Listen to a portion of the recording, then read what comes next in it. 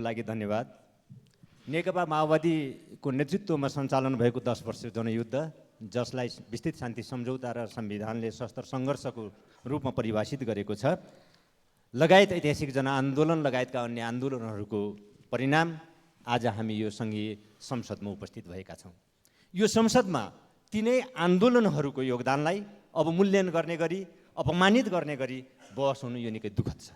यसकारण सत्तारूढ दलका माननीय ज्यूबाट व्यक्त भएका विचारहरू 10 वर्षको माओवादीको नेतृत्वको जनयुद्ध सशस्त्र सङ्घर्षलाई अपमानित गर्ने गरेर अपमानजनक ढङ्गले व्यक्त भएका विचारहरूप्रति हाम्रो दलको तर्फबाट असहमति रहेको कुरा, आपत्ति रहेको कुरा र विरोध रहेको कुरा म यहाँ दर्ज गर्न चाहन्छु।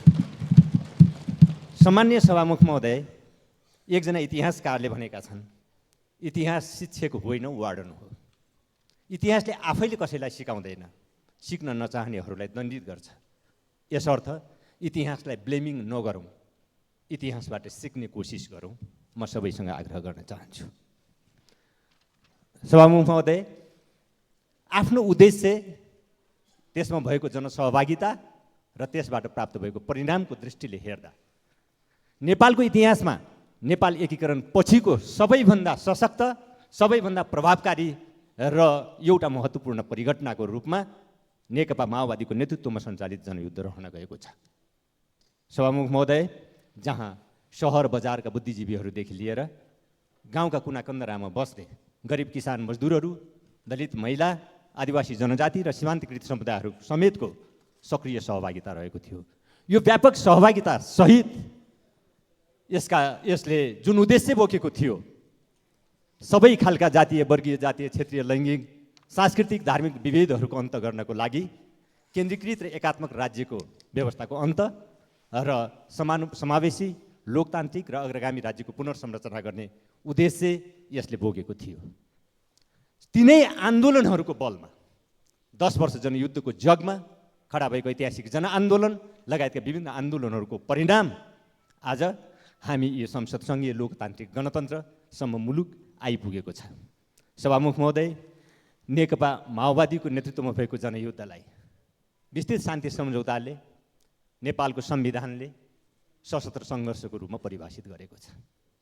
अझ संविधान सभा दर्पण, जो व्यवस्थापिका संसद सचिवालयले प्रकाशन गरेको छ, संविधान सभा दर्पणमा माओवादी जनयुद्ध लगायतलाई सशस्त्र सङ्घर्षको रूपमा व्याख्या गरिएको छ र त्यसको व्याख्यात्मक टिप्पणी त्यहाँ रहेको पनि छ। यी सबै तथ्यहरूलाई नजरअन्दाज गर्दै सरकारको नेतृत्व गरेका दलको माननीयबाट सशस्त्र सङ्घर्षको मूल्य, ओज, विस्तृत शान्ति सम्झौता र संविधानको भावनालाई लाञ्छित र अपमानित गर्ने गरी 10 वर्षको सशस्त्र सङ्घर्ष र जनयुद्धलाई माओवादी हिंसाको रूपमा चित्रण गर्ने कोसिसहरू भए, जुन राजनीतिक मूल्य, नैतिकता र संवैधानिक निष्ठाको दृष्टिले अनुपयुक्त रहेको हाम्रो ठहर छ। हामी स्पष्ट छौँ, हिंसा शब्दको निरपेक्ष अर्थ हुँदैन, तर सदनमा माननीयज्यूबाट व्यक्त भाव, स्पिरिट र सन्दर्भ जुन सन्दर्भमा प्रयोग गरिएको छ, त्यसले जनताको बलिदानीपूर्ण सङ्घर्षको इतिहासलाई अपमानित र लाञ्छित त गरेको छ नै, साथै विस्तृत शान्ति सम्झौताको मर्म र अन्तर्वस्तु, संविधानको अक्षर र स्पिरिटको विपरीत समेत रहेको छ। त्यति मात्र होइन, सभामुख महोदय, संविधान सभा नियमावलीको नियम 21 को प्रतिकूल पनि देखिन्छ। यहाँ प्रश्न केवल शब्दको होइन, सङ्घीय लोकतान्त्रिक गणतन्त्रको प्रक्रिया र अन्तर्वस्तुलाई तोडमोड गर्ने प्रवृत्तिको हो। सत्तारूढ दलबाट शान्ति प्रक्रिया र संविधानको भावना विपरीतका यस प्रकारका अभिव्यक्तिहरू आउने, कहिले समानुपातिक र समावेशी मूल्य समाप्त गर्ने गरी संविधान संशोधनका प्रसङ्गहरू बाहिर सार्वजनिक हुने, कहिले संवैधानिक अङ्गमा सङ्ख्याको जोड घटावको लागि हुने गतिविधिहरूले सङ्घीय लोकतान्त्रिक गणतन्त्रको रक्षा र विकासको लागि शोभनीय देखिँदैन। यसलाई परम्परागत लोकतन्त्रमा फर्काउने प्रयासको रूपमा मानिसले बुझिरहेका छन्। यो किमार्थ स्वीकार्य हुन सक्दैन। जनतालाई थप अधिकार सम्पन्न हुने गरी बनाउन हुने संविधान संशोधनमा हाम्रो सदैव साथ रहन्छ भन्ने कुरा हाम्रो दलले स्पष्ट गर्दै आएको छ। तर जनअधिकार कटौती गर्ने, जनताको भूमिकालाई अपमानित गर्ने कोसिसको हामी विरोध गर्दछौँ र हामी प्रतिवाद सदैव गर्दछौँ। यद्यपि हिंसा शब्दको सन्दर्भमा सम्माननीय सभामुखज्यूले असंसदीय नभएको रुलिङ गरिसक्नु भएको छ। संसदीय वा असंसदीय भन्ने यस विषयबारे हाम्रो थप टिप्पणी छैन। त नियमावलीको दफा 21 बमोजिम असंसदीय शब्द र अपमानजनक शब्दको प्रयोग गर्न नपाइने जुन व्यवस्था छ, नियमावलीमा भएको अपमानजनक शब्द र असंसदीय शब्दलाई दुई फरक अर्थमा व्यवस्था गरिएको छ। सभामुख महोदय, सत्तारूढ दलको एकजना मान्यज्यूले सभामुख महोदयको रुलिङलाई समेत ललकार्नुभयो। हाम्रो विचारमाथि छानबिन गर्ने को भनेर चुनौती दिनुभयो। यसमा पनि हाम्रो थप भनाइ छैन। सभामुखज्यू सदनको नेता भएको कारण निर्विवाद र निष्पक्ष भूमिकाको मात्र हामी अपेक्षा राख्दछौँ। मान्यज्यूहरूले प्रयोग गर्नुभएका हिंसा शब्दलाई असंसदीय शब्दको रूपमा नभएर जनताको त्याग र बलिदानलाई अपमानित गर्ने अपमानजनक शब्दको रूपमा हामीले लिएका छौँ। यसलाई केवल शब्दको रूपमा मात्र नभएर नेपाली जनक्रान्तिको समग्र प्रक्रिया र अन्तर्वस्तुलाई तोडमोड गर्ने प्रयासका रूपमा हामीले लिएका छौँ। यो भनाइ माननीयज्यूहरूको व्यक्तिगत विचार हो वा दलको विचार हो वा सरकारको बुझाइ हो, हाम्रो दलले स्पष्टताको माग गर्दछ र यसलाई सच्याउन समेत आग्रह गर्दछ। हुँदाहुँदै अब यो पनि सुनियो 10 वर्ष माओवादी हिंसा नभएको भए 2065 सालमै लोड सेडिङ मुक्त अन्त्य भइसकेको हुन्थ्यो अरे। मैले सुन्न गल्ती गरेँ कि भनेर दोहोऱ्याएर रेकर्ड सुने, कुरा त्यही रहेछ। हो, अरुण जलविद्युत आयोजना यथासमयमै बन्न पाएको भए लोड सेडिङ अन्त हुन सक्थ्यो। लोड सेडिङ मात्र होइन, आर्थिक सामाजिक रूपान्तरणको 1-2 पाइला अगाडि पनि बढिएको हुन्थ्यो होला। तर सभामुख महोदय, अरुण जलविद्युत आयोजना नबनेको जनयुद्धको कारणले हो र? किन दिनलाई रात बनाउने? नेपाली जनतालाई राम्रोसँग थाहा छ माओवादीको नेतृत्वमा जनयुद्ध सबैको सजिलोको लागि म सशस्त्र सङ्घर्ष पदावली पनि प्रयोग गरौँ, नभएको भए 65 सालभित्र लोड सेडिङको अन्त्य होइन, लोकतन्त्रका रोयल पयल मूल्यहरूको समेत अन्त्य हुने निश्चित थियो।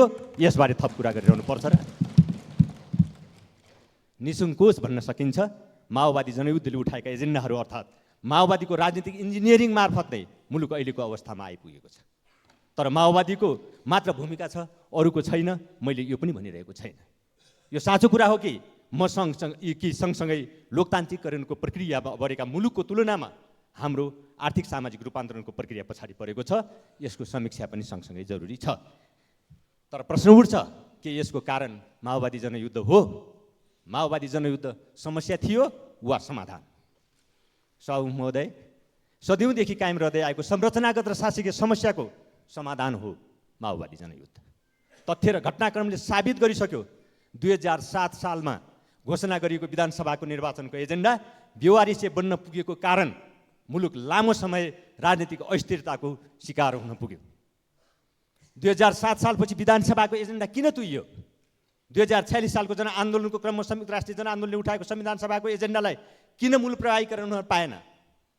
52 सालमा माओवादीले सरकार समक्ष पेश गरेको 40 बुधे मागमा संविधान सभाको एजेन्डा केन्द्रबिन्दुमा थियो, किन बेवास्ता भयो? 2058 साल 2059-60 सालमा तत्कालीन श्री 5 को सरकार र माओवादी बीच भएका 2वटा शान्ति वार्ताहरू संविधान सभाको एजेन्डामा नै कुरा नमिल्दा भङ्ग भएका होइनन् र? युगको आवाजलाई, आवश्यकतालाई सही ढङ्गले आत्मसात गर्न सकेको भए, युगको आवाजलाई र आवश्यकतालाई सही ढङ्गले यथासमयमा आत्मसात गर्न सकेको भए धेरै पहिले मुलुकले सङ्घीय लोकतान्त्रिक गणतन्त्र प्राप्त गरिसकेको हुन्थ्यो। निसन्देह त्यसो हुन सकेको भए लोड सेडिङ मात्र होइन, मुलुकले आर्थिक सामाजिक रूपान्तरणको क्षेत्रमा धेरै अगाडि बढिसकेको थियो। यहाँ जलविद्युत क्षेत्रमा भएका प्रगतिलाई न्यूनीकरण गर्ने र समस्यालाई विषयान्तर गर्ने कोसिस पनि भएको छ। निजी क्षेत्रलाई दिने नीति भएको कारणले मात्र जलविद्युत क्षेत्रमा विकास भएको हो, ठिकै छ। यदि यो मान्य हो भने निजी क्षेत्रलाई दिने नीति अन्य क्षेत्रहरूमा थिएन, अन्य क्षेत्रहरू किन फस्टाएनन्? नेतृत्वको भूमिका हुँदैन? यी र यस्तै प्रश्नहरूको जवाफ फेरि अब चाहिँ समाजले खोजिराखेको छ, मानिसले खोजिरहेका छन्। कुनै बेला एउटा कुशल नेतृत्वलाई अमुक आयोजनाबाट हटाइएको कुरा सही थियो भन्ने आग्रहलाई पुष्टि गर्नको लागि भए गरेका सकारात्मक कामहरूलाई न्यूनीकरण गर्ने र अवमूल्यन गर्ने गल्ती हामीले गर्नु हुँदैन। त्यसले राम्रो काम गर्नेहरूलाई उत्प्रेरणा दिँदैन। सरकार, राजनीतिक दलहरूले असल काम गर्नेहरूलाई उत्प्रेरित गर्ने वातावरण, उत्प्रेरित हुने वातावरण तयार गर्नुपर्दछ। हामीले यो विषयलाई कसैको पनि युगको विषय बनाउनु हुँदैन, बरु हाम्रो आफ्नै तर्फबाट भए गरेका गल्ती कमी कमजोरीहरूलाई आत्मसमीक्षा गर्नु, त्यसलाई करेक्सन गर्नु उपयुक्त हुन्छ होला भन्ने मलाई लाग्दछ। अब जहाँसम्म संविधान सभा, गणतन्त्र, सङ्घीयता, समावेशिताको महत्त्वलाई समयमा बोध गर्न नसक्नु आजको मुलुकको समस्याको मूल कारण थियो। जसले मुलुकको आर्थिक सामाजिक रूपान्तरणको प्रक्रिया सुस्त बन्न पुग्यो।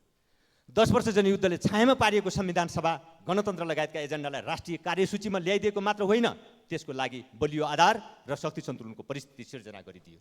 त्यही जनयुद्धको जगमा भएको संयुक्त जनआन्दोलनले राजतन्त्रलाई विदाई गर्यो र संविधान सभा मार्फत समाजवाद उन्मुख राज्यसहित सङ्घीय लोकतान्त्रिक गणतन्त्र स्थापना हुन पुग्यो। यस अर्थमा 10 वर्ष जनयुद्ध जस्तो सङ्घर्ष समस्या नभएर मूलभूत रूपमा समाधान थियो। म फेरि जोड दिएर भन्न चाहन्छु, यो तथ्यलाई अस्वीकार गरेर के आर्थिक सामाजिक रूपान्तरणको अपेक्षित परिणाम सम्भव छ? यसले शान्ति प्रक्रियाको बाँकी काम पुरा गर्ने कुरामा कस्तो प्रभाव पार्ला, यसतर्फ हामीले ध्यान दिएका छौँ। इतिहासबाट सिक्ने कि फेरि इतिहासलाई ब्लेमिङ नै गर्ने? जहाँसम्म हिंसाको प्रश्न छ सभामुख महोदय, क्रान्तिलाई हिंसाको रूपमा व्याख्या गर्ने हो भने झापा आन्दोलनलाई उग्र वामपन्थी भड्काव मात्र भन्ने कि हिंसात्मक गतिविधि? 2007 साललाई के भन्ने? यस्ता प्रश्नहरू थुप्रै जन्मिन्छन्। यसतर्फ फर्किने कि नफर्कने? हरेक क्रान्तिभित्र केही सीमा प्रकट पनि हुने गर्दछन्, तर त्यसको मूल्याङ्कन आंशिक रूपमा प्रकट हुने सीमाको आधारमा होइन, त्यो आन्दोलनको मूल प्रवृत्तिको आधारमा गर्नु नै राजनीतिक मूल्य र संस्कार हुन गर्दछ। तसर्थ शान्ति सम्झौता, नेपालको संविधान र शान्ति प्रक्रियाको भावना र जनयुद्धको भूमिकालाई अवमूल्यन र अपमानित गर्ने गरी यहाँ व्यक्त भएका सत्तारूढ दलका मान्यजीहरूले व्यक्त गर्नुभएका विचारहरूप्रति हाम्रो दलको असहमति, आपत्ति र विरोध कायम रहेको कुरा दलको तर्फबाट पुनः रेकर्ड गराउन चाहन्छु र तत्सम्बन्धी स्पष्टताको पनि माग गर्दछु। सभामुख महोदय, यति हुँदाहुँदै सम्माननीय प्रधानमन्त्रीज्यू राष्ट्रको प्रतिनिधित्व गरेर संयुक्त राष्ट्रसङ्घको महासभाको बैठकमा जानु लाग्नुभएको अवस्था, कतिपय महत्त्वपूर्ण विधेयकहरूलाई संसदबाट अन्तिम टुङ्गोमा पुर्याउनु पर्ने स्थिति, जनसरकारका मुद्दाहरूमा छलफल गर्नुपर्ने आवश्यकतालाई ध्यानमा राखेर हाम्रो मतलाई यथावत राख्दै कायम राख्दै संसदलाई सुचारू गर्न सहयोग पुर्याउने दलको निर्णय रहेको बेहोरा म अवगत गराउन चाहन्छु। धन्यवाद।